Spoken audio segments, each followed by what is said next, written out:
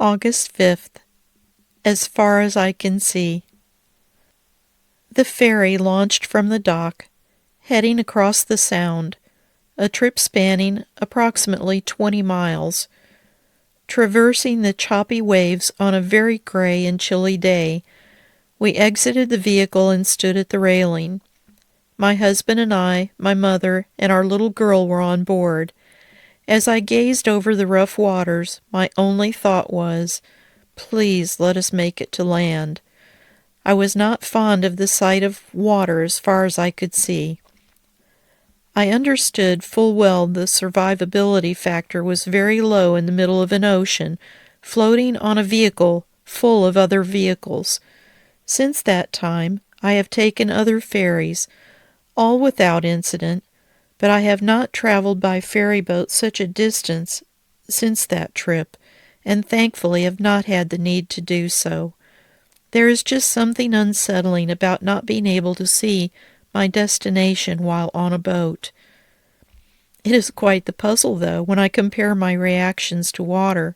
I have no reservations about boarding a jet without seeing my destination until I am flying over a body of water, and being on the water without being able to see any land is quite the opposite. There is just something secure and comforting about seeing land, which is probably a perspective birthed from being raised in a landlocked state. Faith is a bit like traveling by ferry boat for me. I am not fearful if I can see my destination, but drop an ocean of uncertainty in front of me, and panic begins to soak into the edges of my confidence.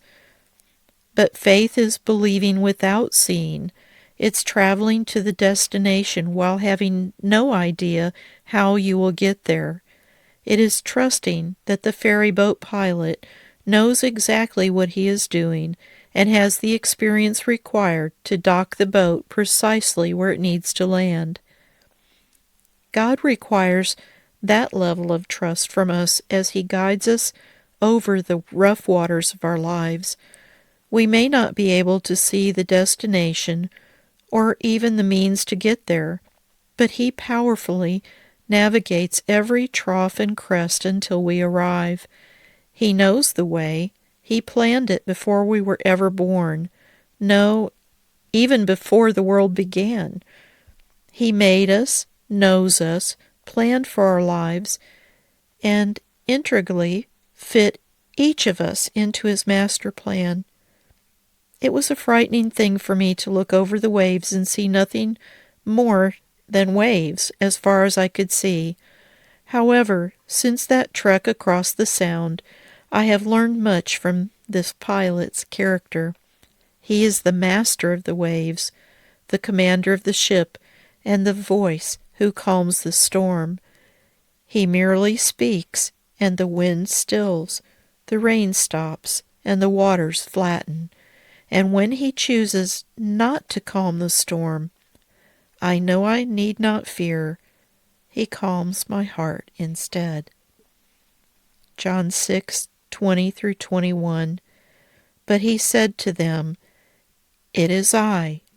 Don't be afraid." Then they were willing to take Him into the boat, and immediately the boat reached the shore where they were heading.